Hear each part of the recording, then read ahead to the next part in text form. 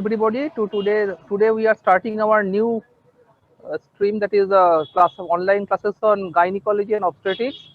And our first teacher is esteemed Professor Dr. Monideep Pal.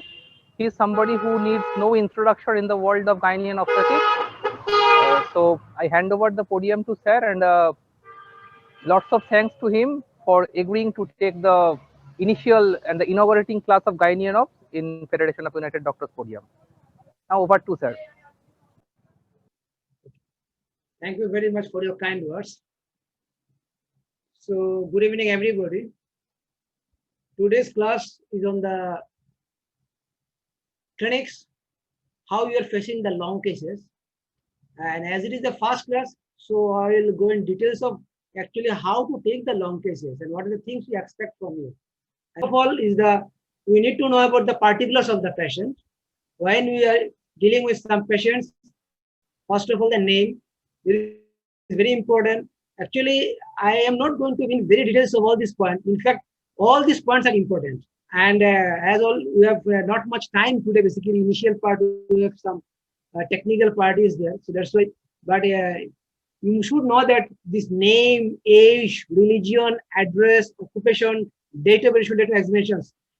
All these points, each has some significance, and as a result, all of this has to be mentioned. And by virtue, this is the option gynae, that's why sex is omitted here.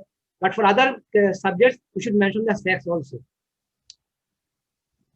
And just to name you one thing that I have written in the bottom, the date of admission, date of examination. Why it is important? Because the day the patient was admitted and that day you are examining, the diagnosis might have been different. Either the patient is improved, or maybe condition is deteriorated, or may remain same. If remains same, the diagnosis may remain same. But if it is some changes, the diagnosis may change. So that's why you need to say like that. That today you are examining, so your finding will be your diagnosis will be according to that day examinations. Okay, coming to the first part, the chief complaint. Actually, you know, as the name is chief, from that you can jolly well understand that there should be, we expect only one complaint from you. Yes, sometimes it may be difficult for you to mention only one. You may mention one more, but please don't mention more than two. The better to mention only one. Along with that, the respective complaint, what is the duration of illness should be mentioned. Now coming to the history of present illness, right? Here I'd like to say one thing regarding the present pregnancy, obstetrics and gynecology. There are two parts. There one is history of present illness and the history of present pregnancy. History of present pregnancy will be there for each and every patient. But history of present illness may be there, may not be there, depending on the complaint. As because sometimes some women, they will be admitted only for safe confinement and they won't have any cause. So there will be no complaint. So in the chief complaint, you will write admitted for safe confinement. In that case, the history of present illness will not be there. So you can jolly well omit this one in that particular case. Otherwise, if there is a complaint, you have to elaborate the complaint properly. For example, if the patient is complaining of pain, she may say that I have a pain. Then you should describe the pain, that the way it has been written in your clinical surgery by S. Dash or any of these clinical books. It is same thing only. Like the area of pain, where does it occur? Lower abdomen, back, or private area. The woman will say different way. Everybody doesn't have the same feeling. Though you know the pain occurs in the abdomen, but the perception may be different. Especially for primary care, they usually say in different ways. Duration, how long she is having the pain, right? Rhythmicity, yes. Usually initially the labor pain, they may not have the proper rhythmicity, but ultimately they will get a very good rhythmicity. In fact, there is a pain during the whole pregnancy, right? Which you call is the not the pain, but some kind of a tightness will be there. Blackstone contractions during the pregnancy, but it ultimately becomes a labor pain contraction along with the pain, right? And also it will have the rhythmicity along with the hardening of it, as they say. Some aggravating factors maybe, that is what increases the pain. Ask them. Some same way, some relieving factor also will be there, which reduces the pain. Right. Along with that, if there is any precipitating factor, any incident following the pain study, because not necessarily that you will be always be given the normal pregnancy but a term. You may not be given that term pregnancy. sometimes the early gestation may be there. She may be admitted because there was an accidental trauma to the abdomen and she's been admitted over there, right? But anyway, if such kind of things are not there, so usually precipitating factor will not be there, but aggravating relieving factor may be there. Last part regarding the pain is that where does it radiate? Yes, sometimes it may radiate towards the middle side of the thigh, may goes to the back. So this way you have to measure where does it radiate. She may complain the bleeding per vagina. See here, this bleeding, it may be of different kinds also. It may be a frankly the antepartum hemorrhage, right? Or it may be show also. Show is nothing but the blood mixed cervical discharge, right? So we need to differentiate. Because among any associated discharge, there is show I say. Any associated pain, right? Because the placenta picture bleeding will be no pain. This itself is known as the painless vaginal bleeding. But whereas if the bleeding is due to the abruptio placentae, there is usually some pain in the abdomen. Right? Any reason, like for abruptio placenta, you may have some hypertension, the PIH or preeclampsia may be there, right? So like this, if there is any reasons, have to find out the reason by in the history asking them, and then accordingly have to put it. Suppose she's complaining of leaking per vagina, with water discharge or any kind of maybe mucoid discharge, maybe cardio. I said specifically, I said the initial part because they are the lay persons. They will tell you that I have maybe the leaking per vagina, but we are more concerned about that whether it is liquor or not.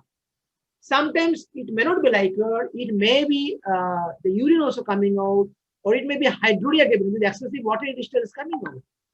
Even sometimes the cardioid discharge, which is due to some local infections, right? Either moniliasis, trichomoniasis. They also coming to you as that I have some discharge or some leaking per vagina. But when you will examine, you don't find any kind of liquor or any other thing over there, right? So the specifically you need to ask that what kind of discharge she is having, right? Whether it is a foul smell, because if there is a foul smell, many times it has to do some infections. We are very much worried about if there is a chorioamnionitis. It's a very threatening conditions, right? So very important to find out that there is no foul smell. Amount, yes. So you have to ask them how much. So for example, for the Bengali women, right? They usually they wear the sarees and there is the inside on the either you can say petticoat or saya, whatever you want to say, right? How much it has been swapped, right? That gives the indirect evidence. Oh, okay, this much amount has been already came out. So that will give an evidence that okay, good amount of liquor already been drained out, right? Because the urine, whatever maybe the things come out, that they cannot drain a huge amount, or the hydrogen they cannot be a huge amount. But usually the huge amount of the this water discharge usually they are the liquor. When? Because normally once the liquor drain, that means the our amniotic membrane has been ruptured. When it ruptures, there will be the release of the phospholipase active enzyme. So ultimately, arachnosis will be liberated. Ultimately, it will lead to the formation of the prostaglandins, and there will be some pain. So usually, this is the natural cycle that they will have some pain. So, but it needs some time to have the pain. So if you know that enough time has been passed, but still there is no pain, then you may think, oh, this woman may not go to the normal level. I need to do something.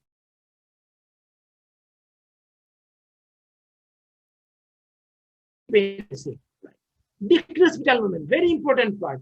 Many times the woman will tell you that I cannot have the good amount of this thing, fetal movement. Since morning I felt only once or twice, something like that they will say, right? But usually that if she has a 10 movement in 12 hours, it is optimal. But you need to find it out since how long you are having this no fetal movement or less fetal movement, and accordingly you have to sort it out whether it is significant or not. But whether significant or not, you need to admit her and need to observe her to have a good amount of fetal movement, and then you can discharge her after the proper investigations. Okay, then as I said, the history of present pregnancy. This is compulsory for each and every one. The first one may be missed for some patients, but this is not missed. Right? Describe each trimester wise, right? Is important salient points, very important. Suppose any bleeding by vaginums are there, as I said, first trimester bleeding by vaginum, it could be miscarriage, right? It may be a threatened abortion, right? Rise of blood pressures, if there is any convulsions are there or not, any pain abdomen, fever, discharge per vaginum, improper weight gain, because there is a clue toward that there may be a fetal growth restrictions, right? History of any drugs, especially the aspirin or any corticosteroids given on for fetal lung matures or any other diseases, or that if she is a Rh negative, pregnancy, her father is Rh positive, or the NTD is given on antenatal or for previous pregnancy. Any hypothyroidism, GTM, this is a very common nowadays, whether she is suffering from or not. If yes, then whether she's taking drug or not. Right? As I said, first trimester, many times she'll complain that hyperemesis is gravidarum. Whether it is there or not, if it is there, whether she is treated, how she is treated, whether she is admitted or not, like this, admitting, as I said, in the scary part of the any USG was done, ultrasonography. If it is done when? Very important, because sometimes, okay, some slide will be there later on that patient may not have remember the actual LMP. So wrong LMP may have. So the first trimester USG always give a better calculation regarding the gestational age. Also, whether nowadays it is compulsory that you should have an anomalous screening around 12 to 13 weeks in the first trimester. Or that is done or not. Routine blood test has to be done, like hemoglobin, urine, RECS, culture sensitivity, blood sugars,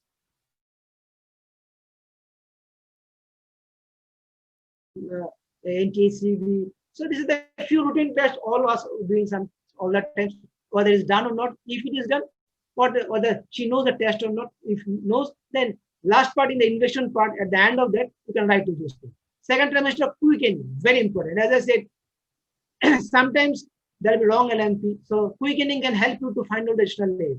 As because generally in the primary, the quickening is paired around 18 weeks, but the multi, they filled it around 16 weeks. So you can date back it there like that, and you can find it. Right. Usually the PPBS we do 24 to 27, which is a routine one, we should do it. And hemoglobin percentage, again, you can do the 20. Coming to the third trimester, whether there is rise of blood pressure or not. Even second trimester also should see the rise of blood pressures. In bleeding per vaginum, right? Those the APH and all. Hemoglobin, again, you do ultrasound, better to be done in the last part to find out any other, especially to know what is the fetal low weight and the Likert volume and other things, right? These are the few things I mentioned, but apart from that, depending on the case to case, there may be some other test was also done and which need to be mentioned if the patient said to you. That one, you may incorporate this one in the obstetrical history or in the personal history, or you may keep it as a separate also contraceptive history. What type of contraception they have taken and what is the duration of contraception they have taken. Both are important. Okay. And the next is the past history. In the past history, it has different areas. First, we think about the past medical history. We are supposed to ask all kinds of diseases what she has suffered in the past. These are some of the glimpses I have just mentioned, but these are not all. Whatever things she has suffered, we have to mention over here. But as these are most common and they have very good implication on the pregnancy, so if they are not there, better to mention that these are not there. So that will give a good negative salient point also. Same with the surgical history. These are the few of the gynecological operations we mean here, because these also have some implication on the pregnancy. Apart from that, if there is any surgery she has underwent, that has to mention, and many other different general surgery also if she had underwent has to mention about it. If there was any surgery, then the type of anesthesia and was there any complication due to the anesthesia has to be mentioned. Same way, any history of blood transfusion and associated reactions, if it is, it has to be mentioned. Coming to the personal history. Yes, here actually we are trying to find out what is our sleep pattern, what is our appetite. In fact, you will find out that many women, they will have a different types of appetite. Some will have anorexia, some will have voracious appetite, and their tendency towards having food also differs. Many people want to have a very different kinds of food which they will never take if they are normal. Normal, I mean to say, if they are non-pregnant, right? So we have to find it out by asking questions. Bowel habit, bladder habit, allergy to any drug or food. Why food? Drug, definitely you can understand that those drugs should not be. But food, why food? This is her choice. But in government hospitals, food has been supplied. So suppose somebody is being allergic to the brinjal, and in that case, if the dietitian is not providing the information, means our duty is to provide information to the dietitian that this particular patient is allergic to the brinjal, and then the dietitian will inform the same thing to the cook that for this particular bed number, don't give any food having the brinjal. So this coordination has to be built up from our side only. Coming to the addictions, yes, as you know, the smoking, alcohol, any kind of heavy drugs, they all have some deleterious effects to the pregnancy. Duration of marriage. See, some people have maybe the high fecundity, some will have the low fecundity. So depending on that also means since marriage, what is the time has been passed to have the pregnancy? Yes, sometimes the time has been passed, but they were using the contraception. In those cases, it is not a matter of fecundity, but it is a matter of the choice. But in case they are not having any contraception, but still there is a delay in getting a contraception, that means there is a low fecundity is there. In those cases, you have to think twice before doing something, because the chance of having the next pregnancy may be very little. But yes, I am not telling that any other pregnancy also we should think lightly. No, don't take any pregnancy lightly. All pregnancies are precious. But just to make you understand the reality of the situations. Consanguineous marriage, very important, because some kind of disorders may be found only in the consanguineous marriages, so which needs to be initiated.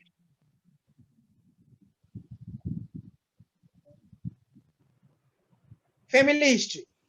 Relevant significant family history in the family, mainly in the maternal side, are very important. Mother, maternal aunt, or any other persons who has any other problems. Right? Hypertensions, diabetes, tuberculosis, any hemoglobinopathies, multiple pregnancy, any anomalies, babies born to the family, which may have implications in the genetics part, it has to be mentioned, right? Because the hereditary diseases may run in the family. Socioeconomic history, that's important, as because you know from where they are coming, right?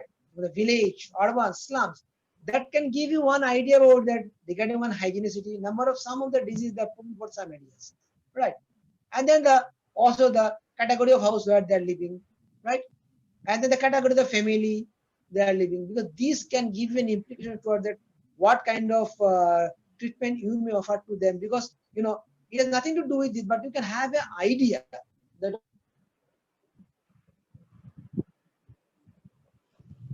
you know hello you sir, have to, একটু বলো বোধহয় কোনো sound একটু problem হচ্ছে sir. এখন শোনা যাচ্ছে? হ্যাঁ শোনা যাচ্ছে, এবার শোনা যাচ্ছে স্যার, Yes, ক্লিয়ার sir. শোনা যাচ্ছে। Perfect, sir. ঠিক আছে, okay. Now category of income, because low socioeconomic status or high socioeconomic status, because you may say that, oh, why should you know about this?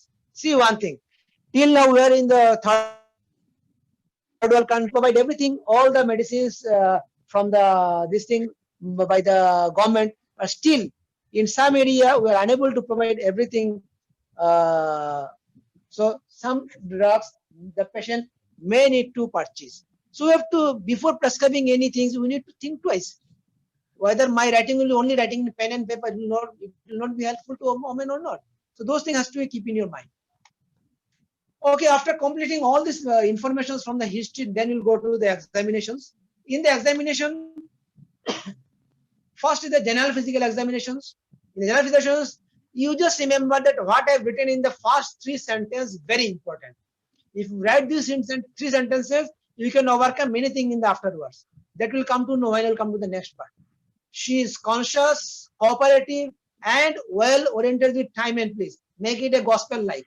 Write this, that's all. Like, close your eyes, remember it, memorize it in your brain, just write it down, right? She is conscious, cooperative, and well-oriented with time and place. She is of average Indian build and nutrition. This sentence, depending on the patient, varies, right? She is lying on decubitus, same way you have to write the decubitus. But I wrote lying on because this is a commonest area, but she may not. But whatever decubitus, you should write. That means in which posture she is most comfortable. Then the height, weight, and the BMI. Blood pressure, pulse, temperature, respiratory rate. Coming to this examination part, just remember that use your normal things, start from the forehead, finish at the toes. That easy way to remember. Here 10 points are there. You do not to memorize the 10 points. The eyes, what I said, remember that. Start from the forehead, finish at the toes. Febrile, febrile. You just put your fingers, hands, the palms, right? On the, I think you know the which side of the palm should be put for the testing the temperatures, right? And then the pallor, look at the eye, the area, you look for the pallor as well as the icterus. Then they come to the tongue for the dehydration, right? The dorsum part, the dehydrations, and then just the ventral part, go for the cyanosis, right? While you're seeing this, also look at the teeth, gum, tonsils, right? Whether any infection is there, then you need to treat them initially because otherwise there may be a subsequent foci of infection which may lead to some other problem in future, right? Clubbing. After that, finishing the mouth, then if you just stand in the anatomical position, your hand comes almost nearer to the, you come to your hands, right? Then come, look at the fingertips, clubbing, colonical, even the parallel thing also can be seen about there. And then if you stand in anatomical position, your hand almost comes towards the knee. So just go below the level of the knee, coming to the ankle, above the medial malleolus, and then you find out the pedal edema, bilateral pedal edema. When you have completed all this, then come back again to the top and look for the lymphadenopathy, right? First is the submandibular, then your cervicals, then supraclaviculars, then the axillary, then your inguinals. That's ends, right? Usually these will not be having the lymphadenopathy will not find during the normal pregnancy, but if happen to be one woman, she had this and you have missed it, that is a more problem. That's why make it a habit. Quick examination, but you complete on, right? Okay. Then the systemic examinations. In this examination, first of all, the thyroid examinations. The thyroid examinations, I am not able to tell you the whole details over there. That definitely in your surgery and your medicine, they have said you how to do thyroid examination. Same with the breast examination. Compulsory, you have to do it. Then the because if the breast is not being prepared for the future lactation, it is a crime. Antenatal period is the time. Before pregnancy is the time. There may be a cracked nipple, maybe inverted nipple. There may be some abnormal discharge. So we have to take care of everything and then then we have to do the accordingly. Coming to the respiratory system chest, you need not to do the thorough examination, inspection, palpation, and everything. No need to just do a auscultation here in the optional gynecology. And if you find out the normalcy, write down this way: normal vesicular breath sounds are heard all over the lung parenchyma, right? Normal vesicular breath sounds are heard all over the lung parenchyma, right? Right. Okay. And then the second one, the no adventitious sound, that is no added sounds, like those wheeze, ronchi, crepitation, nothing has been heard. Then the cardiovascular system. See, I don't write there the CVS. Don't write short form. Write the full form. Cardiovascular system. You write. Don't write S1, S2. Write first and second heart sounds heard normally. Right? Usually we don't heard the third and fourth. If you heard, write it. If you don't, no need to mention. And there is no murmur. Write this. If you find the murmur, write. Yes. Anemia, you find out the systolic murmur, pansystolic murmur, you find out. Some other diseases are there inside, you find the diastolic murmur. You find it right out. But as we are discussing with the normal pregnancy, so usually there should not be any murmur, right? They say no murmur, but if you find something in some other cases, right, whatever you are getting. Then you write the central nervous system, not CNS, central nervous system. See here, I wrote one sentence. Very important. Remember that. Just mug it up in your brain, write in the same thing in your answer script. No gross neurological deficit. All words are important. The word gross also important. But see here, I have not done detailed examination over here, but I'm writing this. This is only possible as you have written in your general physical examinations. Can you just go back to the general physical slide? General physical examination slide, please go back. First slide. Right, wait. See here, the first sentence. She is conscious, cooperative, and well-oriented with time and place. I said, right? Remember this sentence, write it ditto. And this writing D2 is helping you. Now please come back to the systemic examination slide. Yes, this sentence, if you are finding it like that, then this is helping you to write this sentence over here for the central nervous system. No gross neurological deficit detected. Yes, you are not finding out the each and individual cranial nerves and nerves. If there are some facial pulses, they will write that one. But if nothing is there, in general, you are finding no problem. That's why you can write this one based on your that initial sentence about that. That's why it is important to write like this way. Right. Next. After this, we are coming to the proper examination of the obstetric part, the abdomen examinations. Right. It starts with the inspection. What is the shape? Usually, it's a globular shape like a globes. We are finding it. Right. Size. For a term pregnancy, usually it is up to the xiphoid. It may not be that. There may be some fetal growth restriction. It may be less. Whatever area you're finding from your, you're not putting your hands, right? You're just your eyes. You are seeing wherever you are getting, you write the according. Color of the skins, right? Whatever color you're finding, right? Any in the umbilicus, centrally placed or not, inverted, everted, flat, whatever you're finding it out, write it there. Okay. Scar mark. Any medical, like she may have a chicken pox, right? Or any other disorder she may have, and because of that, some scar marks are there. The medical scar mark. Surgical, if it is a previous one cesarean pregnancy, very important. Or any other operation she has underwent previously. What is the scar? How is the scar? Good or not? Ugly looking or not? Puckering is there or not? Those things has to mention, right? And then any other mass we are finding or not by inspection only. Next, we are coming to the palpation. Right. Yes, in the I should say in the inspection, you can, if there is some swelling in this hernia rhodosis and all, usually they don't mark there. But if you are finding, you can write there. If there is some vascular finding, right, those apart from the linea nigra, you should mention the linea nigra. You should mention linea nigra and stragavitum. These two mentioned. But apart from that, if there is no other finding, you may not need. But if there is some other finding, you may mention this. Now coming to the palpation. Palpations, first of all, you need to centralize the uterus. How to centralize? Because sometimes you see that though it is looks to be contourous longitudinal, but appears as if it is tilted towards the right or left. So put your hands, the whole palm on one side, the side which has been tilted, put that side your whole palm and push it towards center. So that way you can really get the proper fundal height. Right. So after getting the fundal height, then you put your hands, then you put your hands over there and find it out exactly at what level you are getting the first resistance. Start it always from the xiphoid. Remember this, bottom line.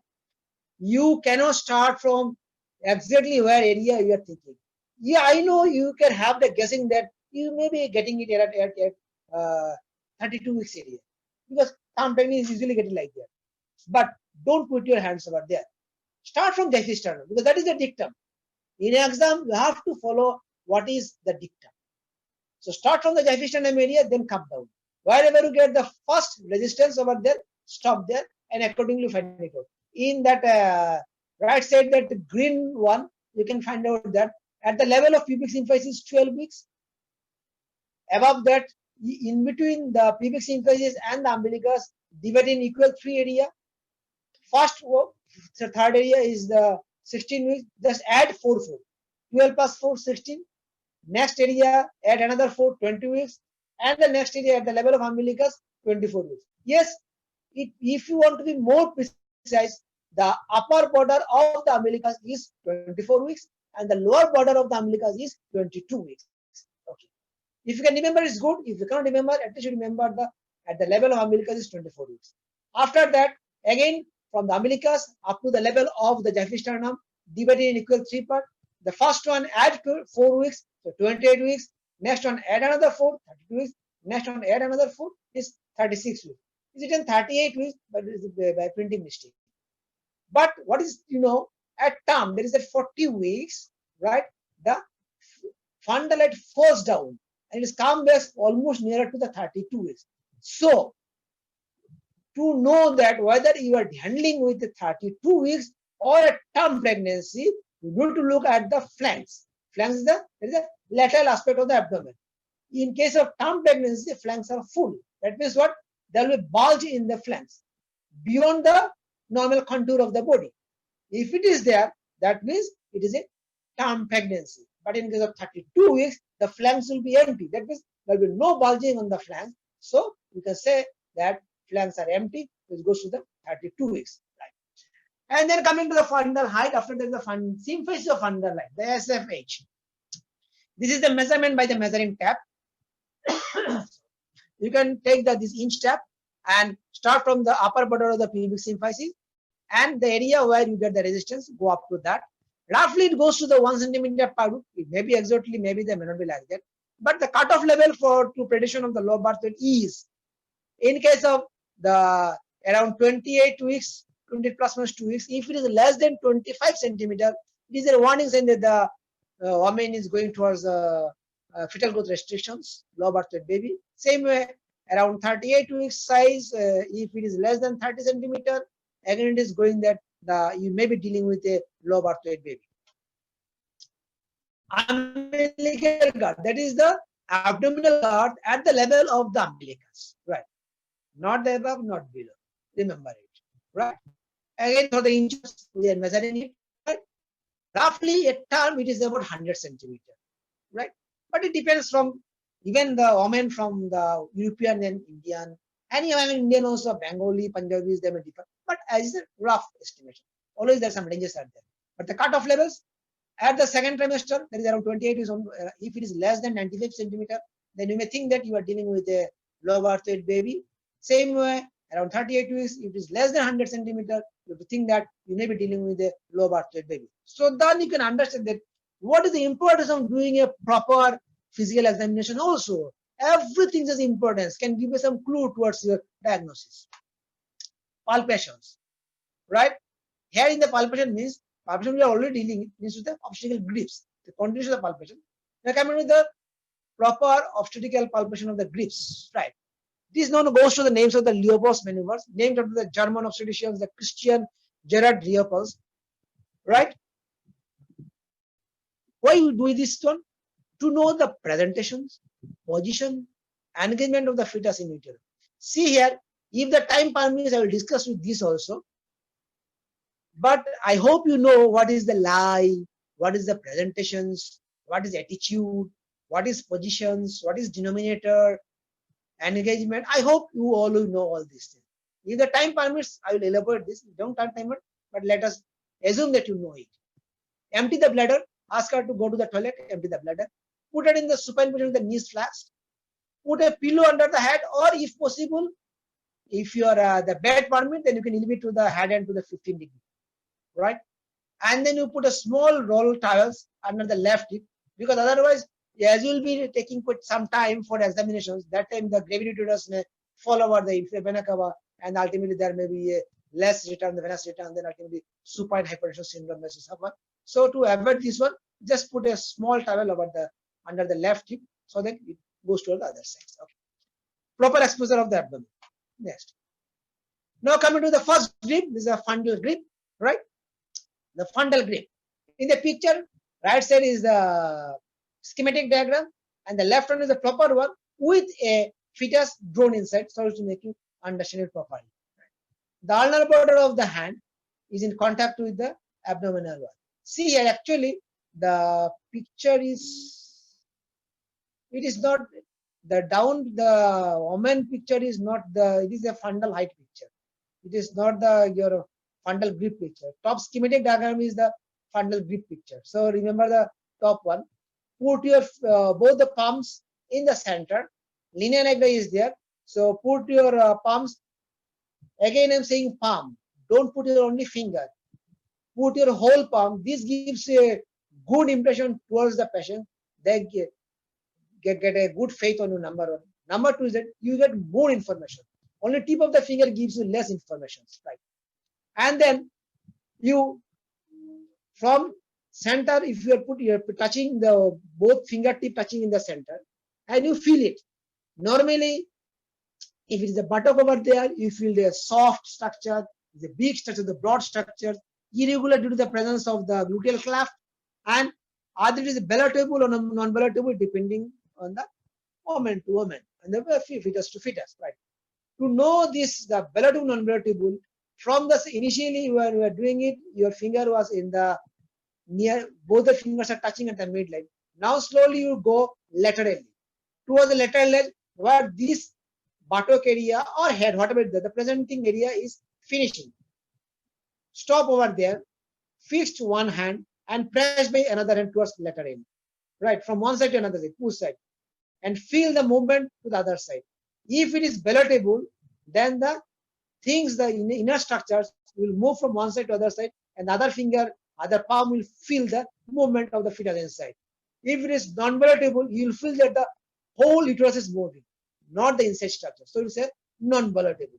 So depending on your finger or your palm feeling, you say that there is palatable or non-palatable, right? And if it is a head was there, because in the breast presentation, you will find the head over there, just the opposite of the bottom, the feeling of head is it was soft, so it's a hard. It is broad, you say it is small. It is irregular, you say regular. Now, palatable, non-palatable depends on case to case. So, for your easy understanding, remember only one. For your choice, either remember buttock or remember the head, whatever you feel like. And remember that the other one is just the opposite one. Next, coming to the lateral grips or the umbilical grip. Yes, see here what we are doing. We are putting the whole palm on one side and both the palm on the other side, either of the sides. But after that, what we are doing? Look at the below picture, the human picture, right? Okay. See, in these pictures, we are assessing the right lateral sides. The hand is been placed full contour. As I said, don't put the finger only, put the whole palm. This is the right picture. Pull the whole palm over there, and on the other side, press it towards other side, towards the, from the left side, press it towards the right side, so that the fetus goes and touches the fetal area, touches your palm, and you can appreciate the what structures over there. If it is a regular convex structures, remember, regular convex structures is the signifying the back of the fetus. See here, what I said that whenever we are getting some finding, we have to write what the finding signifies. That we have to write it out. The initial, those findings, either buttock or head, and after that signifying the buttock of the fetus. Same as you write, if you are finding the regular convex structures, these all words are important. And then you write the signifying the back of the fetus, right fetus, don't write baby. Till they are born, they are fetus. And then once you appreciate the right side for the particular this picture concerned, then again you do the same thing you do. On the left side, you put your hand like this, the whole palm you put it about there. And from the right side, you press it. So that the other things goes towards the left side, and your left palm can appreciate all the structures inside. These will be described as because irregular knob-like structures. What I said? Irregular knob-like, K-N-O-B, knob. If you remember, you can just put your fist, make your hand as a fist and look at this finger where they're starting that area. There are many knobs are there, right? So that the same feeling will get it one. So we call it irregular knob-like structures found, signifying the limb bars or limbs of the fetus. Don't say both, say either of the one. Signifying limb bars of the fetus or limbs of the fetus. But sometimes it may be difficult to appreciate it like this, especially very fat women or polyhydramnios or the fetus is not well flexed one. In those cases, it's difficult. So in that case, to appreciate this, you can do this Boudin maneuver. what is Boudin? This is a French obstetrician. He has described this. How to do this one? Press the uterine fundus with force using one hand, which accentuates the curvature of the fetal back, and then allowing it for easier palpation with the other hand. You got it? Just press the fundus towards downward. And as a result, as the inside area is same, so the space is same, so the fetus is bound to make the back is convex. And as a result, now you can jolly well feel the irregular convex-like structure signifying the back of the fetus, right? Okay. Now coming to the pelvic grip, right? The first pelvic grips, original Leopold's maneuvers was been little bit modified by the Kyle Paulik. He is a Czech obstetrician, and now these Paulik grips, either you can say is a first pelvic grips or the Paulik grips, right? Okay. The first Paulik grips, we are putting the thumb and the index fingers, or the fingers, not fingers, because only one finger will cause pain to the woman, right? Put the fingers on one side and the thumb on one side, grabs the things, right? Okay. The top schematic diagram, it is holded by the right hand, and the below one is holded by the left hand. Depending on the person to person, who is left-handed, he will do the left-handed. Who is right-handed, he will do the right-handed. It's up to you, right? Grasp the structures, right? And then try to find out what structures you are feeling it over there. If it is a head, you remember it's a hard, round, although you can say small, round or regular, and either palatable or palatable, you just try to move it from side to side, and whether it is moving or not moving. If it is moving, so it's palatable. If it is not moving, non-palatable, right? So that ends actually the so-called the first pelvic grip for the Leopold's areas. But all the Paulik he has also added one more things, right? What he did, see here, slide your hands upwards. This means go from the suprapubic, go towards the upper side, right? And then towards the cervical group. There is the cervical group, means the cervical spine, he means to say. Goes to the cervical group. And if you can find that if the muscle moves, the presenting part is not engaged. But that way he is making it more specific. He is moving towards the cervical group and trying to move the mass, right? If it is moving, the presenting part is not engaged, and the lateral movements and lateral movements are being performed, right? But anyway, if you are unable to do it, no problem. You do only the first Paulik grip. For your remembering up to the Paulik grip, as the first Paulik grip, you just say the first Paulik grip, there is enough for the you. Right? For the second pelvic grip, or the fourth maneuver of the Leopold's maneuver, is that it is the only time when you are looking towards the patient's feet or pelvis, patient's pelvis. That's all the times you're looking to the patient's face. Remember, right? Okay. Now here what we do, see here, we are putting our palms on the either side of the lower abdomens, and we are trying to approach our fingertips downwards towards the pelvic inlet. Just the reverse of the fundal grip. In the fundal grip, we started from the center. Remember, I said that put your palm on the center, opposite fingers should touch each other at the linea nigra. And then after getting your findings, you're going laterally to go to the edge of the area in the fundus, right? But here we're doing just the reverse. We are putting our hands at the end area, and then we see that what a finding you're getting. Then slowly you go towards the center. If your fingers can insinuate, that means your finger able to negotiate between the inguinal ligament and the presenting part, and can go up to the last part. That means the head is not engaged. It's really palatable, and you can also feel the structures or surface, everything you can feel it, and you can also feel the bellottom. That means initially when you're putting it, you just push from side to side and see whether it is moving or not. Okay, right. This is the fifth maneuver of the Leopold. Don't say it's a fifth maneuver or the Jagan or the maneuver of the Jaganmeister. Don't say this thing just for understanding I'm telling, because many people will not believe it. But if they are asking you many things, then you can say that this is also known as the Crichton's bififth formula. What is this?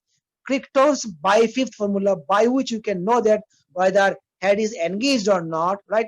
Depending on the how many fifths, you see thing that from the cervical group, nape of the neck up to the vertex, it is our 5 fingers can be placed over there. Now the more and more head is gone inside during the process of engagement, the less and less it is palpable at the pubic, suprapubic level. So when it is only 2 fingers are palpable, we call it 2/5 palpable, head is said to be engaged. And when it is 5/5, head is floating. When it is 0/5, is deeply engaged. Actually, it is known as the Crichton's bifift formula, but sometimes it's also been described as a 5th Leopold maneuver or maneuver of Jagenmeister. But for your thinking, I think better to say only Crichton's bifift formula. Auscultations, this is the last part of the examinations. We find out the fetal ultrasound over here. Yes, after fetal ultrasound, we can look for the other extra sounds, right? But first thing is the fetal ultrasound. Usual rate is 110 to 160 beats per minute, maybe less. It will be called as a bradycardia, maybe more because it's tachycardia. Usually regularity we will find it out, but if there is irregularity, now we have to find out what irregularity. The deceleration is the most important. Yes, acceleration also may be there, that is one good sign, but deceleration is the bad sign, but not always bad. If it is only early deceleration, that is in relations to the uterine contraction, if it is appearing on the earlier part of the contraction goes off before the contraction goes away, it is nothing but due to the head compression. The head is compressing over the pelvic floor, so it is deceleration. So nothing to worry about it. But if the deceleration is occurring on the later part of the uterine contraction, it is persisting even beyond the contraction goes away, then it is due to the placental insufficiency. It is worrisome part. We have to think more what is happening inside. And if there is no rhythm, whatever I described is not maintaining anything, it is variable, right? Then you got the variable deceleration, and usually it is due to the cord compression. Maybe cord is compressed against your foot, the fetal foot. So whatever may be the reasons, if there is a cord compression, it may be giving you the variable decelerations. But we have some, these are the things we have. The topmost one is the Pinard fetoscope, right? You have the stethoscope, you have the fetal Doppler. Depending on the availability, you can choose your instruments. But where to put your stethoscope first? This is very important. As an examiner, we used to see that when you ask to auscultate, from your description, you know that it is a LOA, left occipital anterior position. Where you're putting the stethoscope first, you look at that. Then you know that whether really you know or not, right? You know, remember that the basic principle of fetal ultrasound auscultation is that we heard it, the most audible fetal ultrasound is to the back of the chest of the fetus, right? So there's a reason if it is a left occipital anterior, the back of the chest of the fetus is lying to the left side. So it is most audible. Draw a last line from the anterosuperior spine to the umbilicus, known as the spino-umbilical line, midpoint, either on the midpoint or below the midpoint. That is the left occipital anterior. Same thing on the opposite side, the right occipital anterior. But for the left occipital posterior, you go to the more towards the flanks, but the level will be almost at the level of umbilicus or below. That is the left occipital posterior. Right occipital, the same thing on the opposite side. For the bridge presentation, usually you will get the things above the spinal umbilical line. We call it anterior, opposite to the right sacro anterior. But for the left sacro posterior, that is the posterior bridge, we got it on the towards the flanks, upper area, above the umbilicus. Same thing opposite to the right sacro posterior. Yes, you may find some difficulty in the Leopold's maneuvers in obvious pregnant women. Pregnancy is complicated with polyhydramnions, fibroids, or anterior placental locations. This may be problematic for you, so you will find difficulty to do this.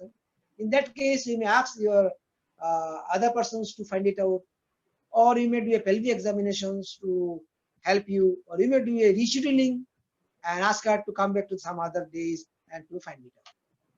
Hingorani sense, I think we don't have much time, so I cannot go in details of it. Dr. Paul, I am just interrupting once that I told you that it will be till 9:15. Okay. 9:15, I can continue. 9:15. Okay, but then I noticed that this meeting in Zoom is scheduled till 9. Okay. No problem. I'll finish at 5 minutes. I'll finish in 5 minutes. Okay. If you need, I'll extend that. No. Now, actually, it is a very long one. I cannot finish that. I will finish in 5 minutes. Don't worry. Okay. Okay. So Hingorani signs, I'm just skipping this. Parvaginal examinations actually as a level of MBBS, it is not expected, but you should know the theoretical background of how to do the parvaginal examinations. Investigation, as I said initially, you ask them what type of investigation they have already done, and then accordingly you can jot it down. If she can tell you, write it down. Otherwise, you can tell that these investigations are advised to her to do it. So these are the examiner will know that at least you have an idea that what are the minimum investigation needed for a normal pregnancy to be done, right? But if she has already done it, and if she can tell you, say my blood group is O positive, write that one. Hemoglobin I had 10.5. If she can tell, right? Otherwise, just advice. Summary, right here. I have only 2 more points to be mentioned here. 3 more slides.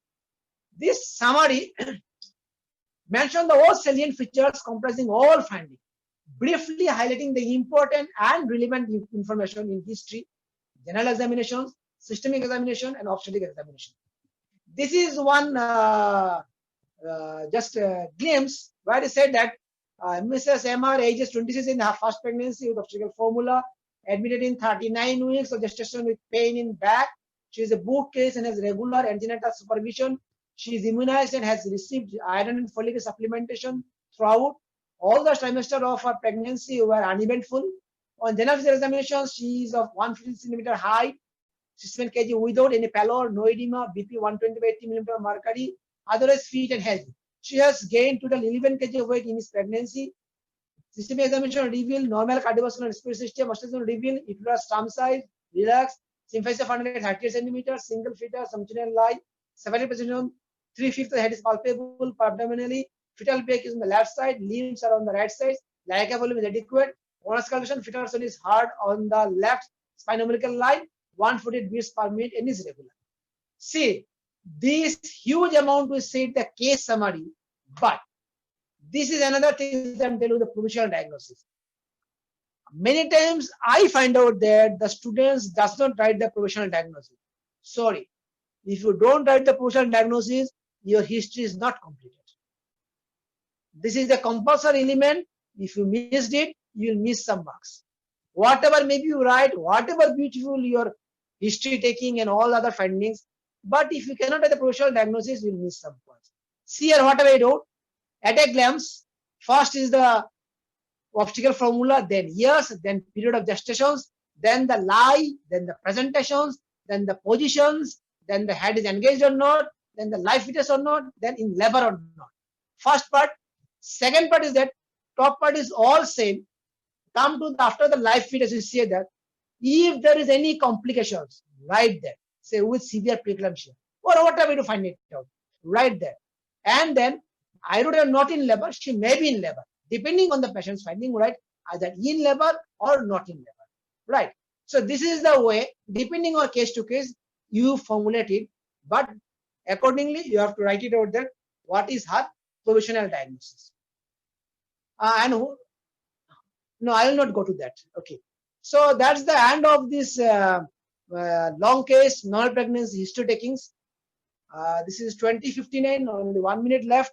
So I'm sorry that due to my technical problem of this internet connections, otherwise I could have discussed something more. I can have interaction also, but sorry, I could not do this. Sir, yes. I think yes. that I can make, if students are interested, they have always some questions. If they are interested, so another 15 minutes, I can make a fresh, and you can join and they can also join. Okay, then I have actually some common questions what has been asked. Those are there. Shall I discuss? If it gets disconnected, I'll send another link. You just join till 9:15. You can continue. Primary criteria means already she had one pregnancy.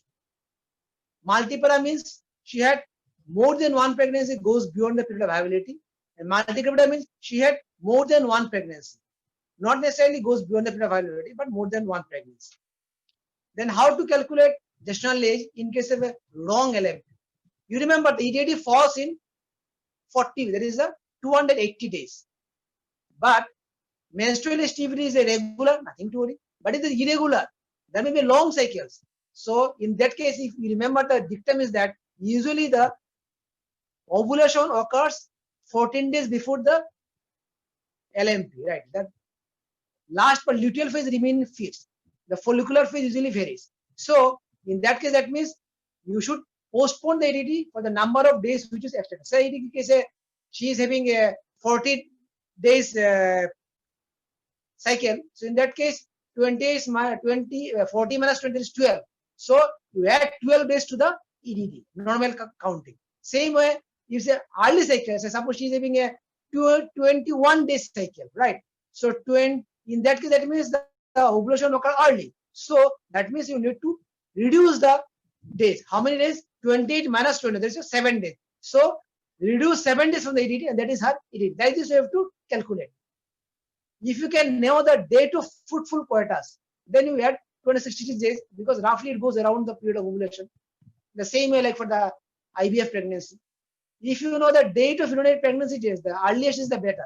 Then roughly if it is within expected date of next month, so within 1 week, like this you can adjust it. Quickening, as I say, the primary on 18 weeks, maternal on 16 weeks. So accordingly, when she had it, according to that, you can adjust your EDD. If you get antenatal visit records, from there you can find out the fundal height or other findings, then you can find it out. Very important, if you can get a ultrasound, earliest always better, first time is always the best, right? And the symphysis of fundal height also can give you a clue. Then regarding the, what do you mean with the boot case? There is a dilemma. See, WHO says the 4 visits are needed to make it a boot case, but they themselves have changed the criteria. In 2016, 7 November, they have published things in their website, the WHO itself. They said that minimum 8 visits are needed to call it as a book case, right? And the first contact, see here now they're telling you that not simple visit, contact with the healthcare worker. They need to be examined and they to do everything, right? First contact at 12 weeks of gestation, and subsequent contacts starting at 20 weeks, and after that you see 26, there are 4 you add, 26, 30, 34. So up to 34 every 4 weeks. After 34, every 2 weeks. 36, 38, 40 weeks. Because they said that by doing this one, the perinatal mortality rate and also the patient's experience to the pregnancy is far better than the less number of things. But there is another concept is coming known as the reverse pyramid. This is a reverse pyramid. First one is the traditional ANC, where almost we were doing initially in the first trimester up to the 28 weeks every 1 month, every 4 weeks, then up to 36 every 2 weeks, and then every 1 week. So almost making it around the 14 visit over here, right? But the reverse pyramid by the Professor Nicholas, he said that no need to do so much. At 12 weeks compulsory. After that, if it is a high risk pregnancy, then specialists will take care from 12 to 34 weeks, depending on the maybe every week, every Tuesday, every 3 weeks, 4 weeks, they will decide. But if it's normal pregnancy, you don't need much. Do another 20 weeks, another 37 weeks, another 41 weeks. That's all. So these 2 things are going on. But anyway, you need to remember all. But remember the WHO 4, WHO 8, and the reverse pyramid all. Then what are the objectives? Usually we ask why they should come. Very common question is to ask. To detect the high risk pregnancies from the history, investigation, and the examinations also. Right. Pre-conception counseling, sorry, I cannot do it. It will be a very huge one. Pedal edema. Many times you will find it pedal edema. We used to ask you what are the causes of pedal edema, right?